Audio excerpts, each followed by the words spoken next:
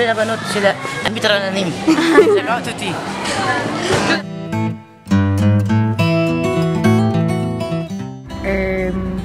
מגעיל, בגלל הצורה, בגלל הריח, בגלל הטעם, ואני לא יכול לראות את זה, זה מאוד מגעיל אותי גם להסתכל על זה. נראה לי פשע, זה לא חוקי.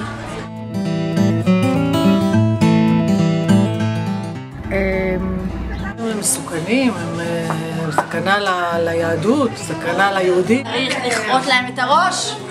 לפעמים אתן מאוד מעצבנות, מה אפשר להגיד? אבל רובם בסדר. הם יכולים לגרום למוות. מסוכן ביותר. בסוף אין לי...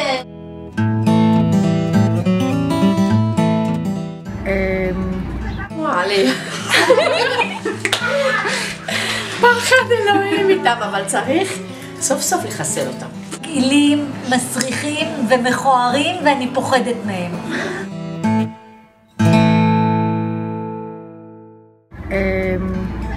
לא יושבות בכיתה דקה. מפחיד. האמת שזו תופעה מאוד מדאיגה. מאוד. מסוכן.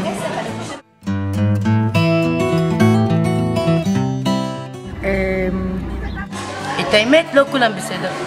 איזה זוועה! שתלכו לעזה. נורא. פשוט מזעזע. הם מסכנים את החיים שלי, את החיים של עצמם.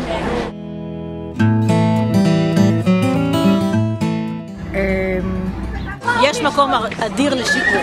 אולי נחליף כבר מישהו אחר, מה אתם אומרות? חוסר אחריות. שהם איבדו את הראש.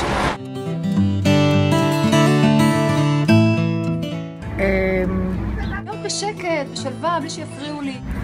המורה, אני לא יודעת שאלה, כי אני לא יודעת את העברית, אבל זה לא עברית. זה מתמטיקה, את פשוט לא למדת.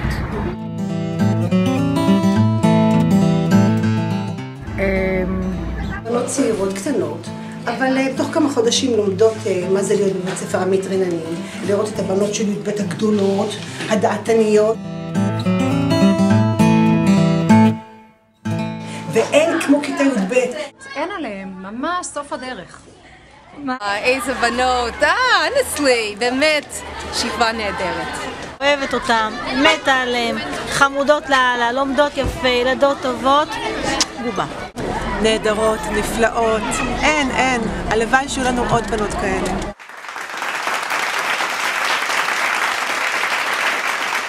אוי, לא נעים, זה לא, תמחקי את זה.